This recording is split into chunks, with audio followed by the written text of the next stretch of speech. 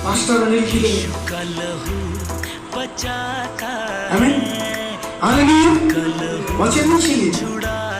दूर दूर में क्या आएंगे मैं खाली छोटा सा पोस्ट डाल दूंगा ना फ्री चक्कर सभा लेके आओ किसी को मदर टेरेसा फूल हो जाएगा इसके लिए प्रभु अपने समय पे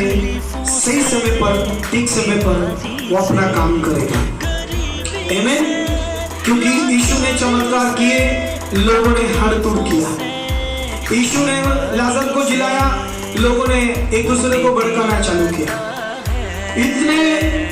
बाइबल में इतने अनगिनत चमत्कार किए लोगों ने उसका मूल्य नहीं जाना इसके लिए उसने लिखा है कि मैं अपने वचन से हटकर नहीं चलूंगा जो भी इसमें लिखा है वो पूरा होकर रहेगा आमीन हालेलुया इसके लिए भाई साहब बैठ जाओ